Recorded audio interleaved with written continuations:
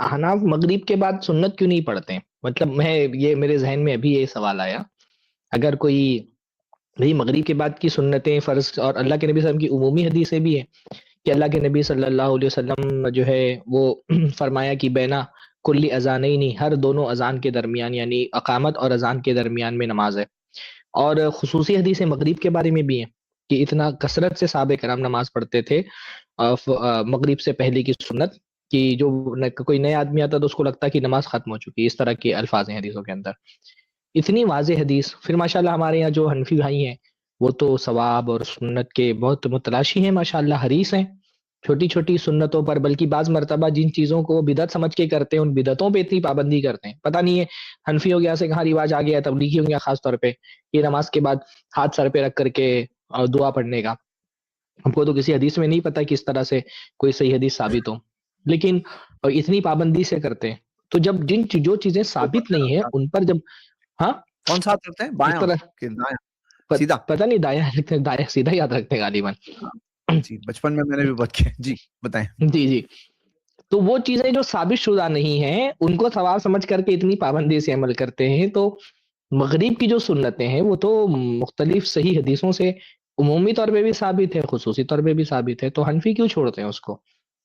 تو وہ کوئی اگر بھائی حنفی یہاں پر ہو اور وہ آ کر کے بتائے اس کی کیا وجہ ہے تو ہم بھی ذرا سا تحقیق کریں، دیکھیں کہ بھائی وہ وجہ معقول ہے کہ نہیں معقول ہے. میں کوئی ایسا ڈیبیٹ کا چیلنج نہیں کر رہا ہوں، میں بس یہ جاننا چاہ رہا ہوں، سمجھنا چاہ رہا ہوں. ابھی میرے پاس وسائل بھی نہیں ہے، میں نے بتایا میں سفر پر ہوں تو میں دیکھ بھی نہیں سکتا ہوں. تو کوئی حنفی آ کے بتائے کہ وہ کیوں نہیں پڑھتے سنت ان کی ایک دلیل جو ہے نفل، ان کی ایک دلیل ہے، اس کو صرف ایک ہی میں جانتا ہوں، اس کے علاوہ مجھے نہیں معلوم ان کی کیا دلیل. صرف ایک دلیل ہے، اور جو صحیحین کی روایت میں ہے نا کہ اللہ کے نبی صلی اللہ علیہ وسلم فرماتے ہیں کہ صلو قبل المغرب، کہ مغرب سے پہلے پڑھو. تو ایک کی روایت میں یہ ہے کہ لیمن شاء، کہ جو چاہے پڑھے. آگے جو ہے صحابی کا کمنٹ ہے اس پہ کہ کراہیت ان یتخذها الناس سنہ، کہ اللہ کے نبی صلی اللہ علیہ وسلم نے آخر میں جو یہ کہا کہ جو چاہے پڑھے، اللہ کے نبی نے ایسا اس وجہ سے کہا کہ تاکہ لوگ کہیں اس کو سنت نہ بنا لیں. تو کہا کہ دیکھو اللہ کے نبی نے اس کو سنت بنانے سے منع کیا ہے. صحابہ نے کہا کہ کہیں لوگ سنت نہ بنا دے، تم لوگ سنت بنا کے بیٹھے ہوئے ہو. تو یہ ان کی دلیل ہے. تو یہاں بھائی جو لفظ سنت ہے وہ واجب کے معنی میں، وہ فرض کے معنی میں.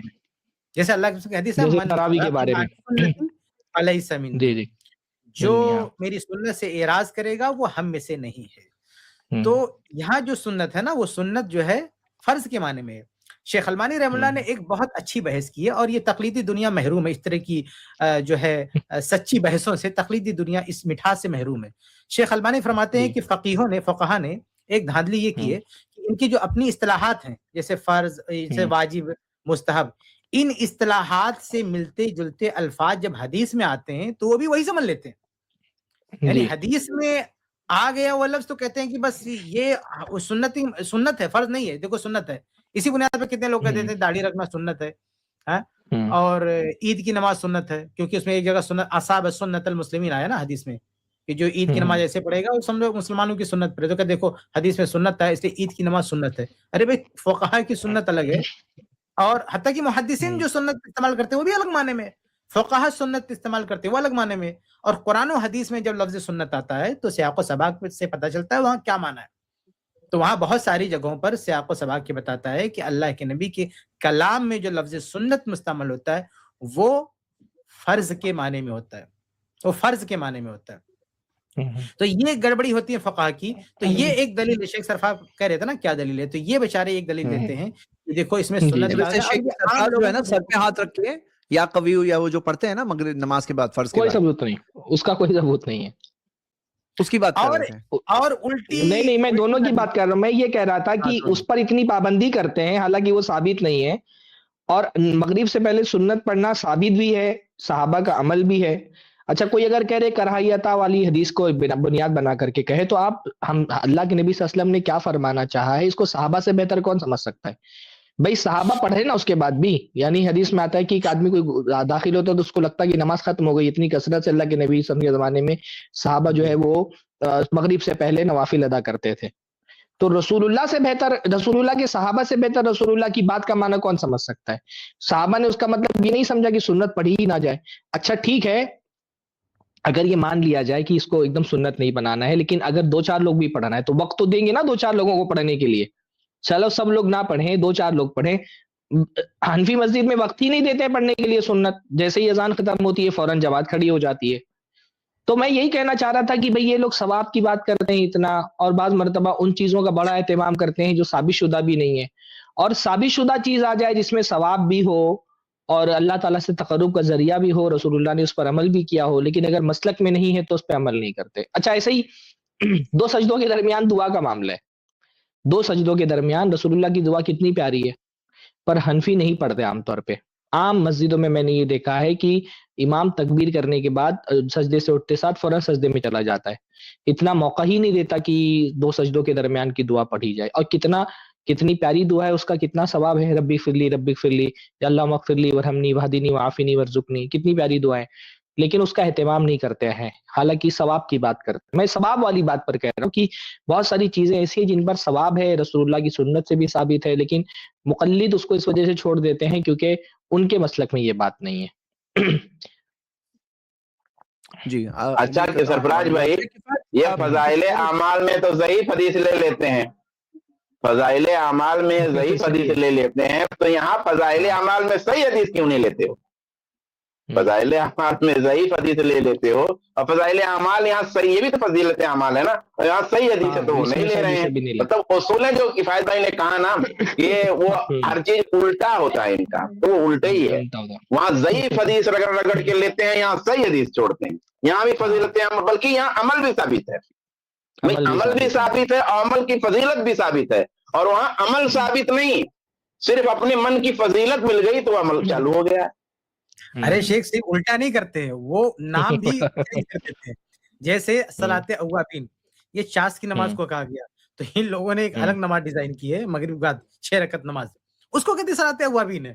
تو آپ بتائیے کہ جو چاس کی نماز تھی اس کی جگہ پہ دوسری نماز صبح تھی، اللہ کے نبی نے صبح صلاۃ اوابین کی، انہوں نے شام کو رکھ دیا، شفٹ کر دیا مغرب اور عشاء کے بیچ میں، اور اس کو ٹائٹل بھی دے دیا اوابین. یہ ان بیچاروں کی حیثیت ہے. بتائیے عبادت کے معاملے میں جب آدمی اتباع حدیث سے ہٹ جاتا ہے تو اس کا یہ حال ہوتا ہے، اس کی یہ درگت ہوتی ہے کہ ہر جگہ الٹا پھلٹا کر دیتا. صبح کی نماز چاش کی فضیلت ہے وہ لے کے مغرب بات کر دیا، اس نام بھی دے دیا صلاۃ اوابین اس کا. چلیے الحمدللہ یہ بہت ہی اچھا. میں کمنٹ باکس دیکھ رہا تھا ابھی میں تو، بھائی جو بھی آ رہا ہے گالی دے رہا ہے، کوئی بول رہا ہے بغض حنفی چھلک رہا ہے، کوئی بولتا ہے تم لوگ مناظرہ نہیں کر سکتے ہو، کوئی بولتا ہے تم لوگ سب گمراہ ہو. ارے بھائی آپ کے مسلک کے بارے میں بات ہو رہی ہے، دلیل دو نا. ہم یہاں دلیل دے رہے ہیں، آپ وہاں کمنٹ باکس میں دلیل دے دو. مناظرہ ہر بات پہ کیا کرنے لگتا ہے؟ یہاں گفتگو ہو رہی ہے بیٹھ کر کے نا، اور یہیں پہ بات کر لو. بھائی مناظرے میں تو وقت کی تحدید ہوتی ہے. یہاں پر تو الحمدللہ ہم باتیں کرتے ہیں، دلیل دیتے ہیں. کسی مسئلے میں اگر تحقیق کی ضرورت ہوتی ہے، موقع مانگتے ہیں، موقع دیتے ہیں کہ بھائی اس اسٹریم میں آپ کو نہیں سمجھ میں آ رہا، اگلی اسٹریم میں آپ آ جاؤ. ادھر دلیل سے بات ہو رہی ہے ویڈیو میں، تو ادھر کمنٹ میں یا تو دلیل سے بات کریں یا تو یہاں تشریف لے آئیں اور اپنے مسلک کا دفاع کریں. یہ کون سی دلیل ہوتی ہے کہ بغض حنفی چھلک رہا ہے، تو کوئی کہہ رہا ہے کہ تم گمراہ ہو، تو کوئی کہہ رہا ہے یہ مناظرے میں نہیں ٹک سکتے ہیں. بھائی دلیل سے ہم بات کر رہے ہیں، آپ دلیل کا جواب دلیل سے دو گے نا تو آپ کی بات میں پختگی آئے گی. اور دلیل کے جواب میں آپ گالیاں دو گے تو پھر جو گالیاں دے کر ہو سکتا ہے آپ کی نفس کو تسکین پہنچ جائے، لیکن جو ایک آدمی تیسری طرف کھڑے ہو کر کے دونوں کی باتیں دیکھ رہا ہے، پڑھ رہا ہے، اس کو سمجھ میں آ جائے گا کہ آپ کمزور ہیں. گالی دینے کی اور جو ہے نا وہ احکام لگانے کی ضرورت اس کو آتی ہے جس کے پاس دلیل نہ ہو. ہم دلیل سے بات کر رہے ہیں، آپ دلیل دیں، ہم دلیل کے متبع ہیں، آپ دلیل دیں گے، ہم اپنا مسلک چھوڑ دیں گے. الحمدللہ ہم کو ایسا کوئی پرابلم نہیں. ابھی ہم نے آپ کو بتایا کہ ہم چھوڑ دیں اپنا مسلک جب دلیل آتی ہے تو دلیلوں سے بات کریں. یہ سب بولنا کہ یہ گمراہ ہے، یہ وہابی ہے، تو یہ وکٹوریا کی پیداوار ہے، یہ انگریزوں کے ایجنٹ ہے، یہ سب پرانے زمانے کے حربے ہیں. پہلے آپ کے زمانے میں اس طرح کی باتیں آپ سب بول کر کے حنفیوں کو روک لے جاتے تھے کہ وہ اہل حدیثوں کو نہ سنیں. آج کے زمانے میں حنفی عوام کو آپ یہ سب بول کر کے بے وقوف نہیں بنا سکتے کہ آپ اہل حدیث قرآن و حدیث سے دلیل دے رہے ہیں تو آپ اس کی بات سننے سے روک دیں اور بول دیں یہ وہابی انگریزوں کے ایجنٹ ہے یا یہ وکٹوریا کے اولاد ہے. یہ سب ہتھیار اب جو ہے نا وہ نہیں کام میں آنے والے ہیں، ان سے آپ کو کوئی فائدہ نہیں پہنچنے والا. الحمدللہ اہل حدیث علماء کی محنت سے اتنا تو شعور بن گیا ہے کہ عوام کو سمجھ میں آنے لگا ہے کہ دلیل دی جاتی ہے اور دلیل مانگی جاتی ہے. تو دلیلوں کے اس دور میں گالیوں سے آپ کا کام نہیں چلنے والا ہے. یہ سارے ہتھیار اب پرانے ہو چکے ہیں، ان کو پھینک دیجئے اور دلیلوں کے ساتھ میدان میں آئیے، بات کریے. بالکل صحیح وہ بات. پتا ہے ہم کو پتا ہے کہ یہ دلیلیں آئیں گی نہیں آپ کے پاس. وہ اٹھے گا نہ خنجر نہ تلوار سے، یہ بازو میرے آزمائے ہوئے. تو ہم کو پتا ہے کہ دلیل آپ کے پاس ہے بھی نہیں. اچھا، یہ جو ایک بات ابھی اسٹریم میں بھی آئی تھی کہ اگر فضائل میں ضعیف حدیثیں چل جاتی ہیں آپ کے ہاں، تو پھر تو صحیح حدیثیں بدرجہ اولا چلنی چاہیے. تو پھر ابھی جیسے بات آئی کہ مغرب سے پہلے سنت پڑھنے کا معاملہ، یہ بھی تو فضیلت ہے، اور بلکہ یہ تو عمل ہے. یہ عمل رسول اللہ سے قولاً بھی ثابت ہے، فعلاً بھی ثابت ہے. رسول اللہ فرمایا صلو قبل المغرب، مغرب سے پہلے پڑھو. تو کیوں نہیں فضائل میں جب ضعیف حدیث آپ کے یہاں قابل قبول ہے تو یہ تو صحیح حدیث ہے. یہ صحیح حدیث کیوں نہیں آپ کے یہاں قابل قبول ہے؟ 2 سجدوں کے درمیان دعا کیوں نہیں پڑھتے ہیں آپ؟ وہ بھی تو ایک فضیلت کا عمل ہے، بلکہ وہ تو عمل بھی رسول اللہ سے ثابت ہے. تورک کیوں نہیں کرتے آپ؟ تورک بھی تو رسول اللہ سے ثابت ہے، وہ بھی تو فضیلت کا عمل ہے.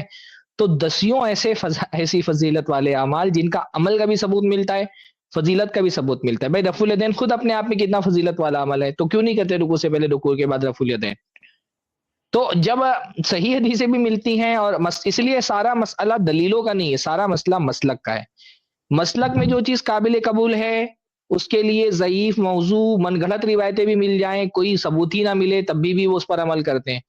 اور مسلک میں جو چیز ثابت نہیں ہے وہ رسول اللہ کی حدیث سے ثابت بھی ہو جائے تو بھی وہ مقبول نہیں. اس کو کھل کے انکار نہیں کریں گے، لیکن الگ الگ طرح کی تعبیریں لا کر کے اس سے بچنے کی کوشش کریں گے. جزاکم اللہ خیر شیخ سرفراز فیضی حفظہ اللہ. آپ نے ان مقلدین کے یہاں سنت کی اہمیت کیا ہے، اور یہ لوگ اصل میں سنت پہ نہیں بلکہ اپنے مسلک سے جو چیز ثابت ہوتی ہے اس کو ہی فضیلت مانتے ہیں. جو ان کے مسلک سے ثابت نہیں ہوتی اس کو یہ لوگ فضیلت نہیں مانتے، اس سنت کو اہمیت نہیں دیتے.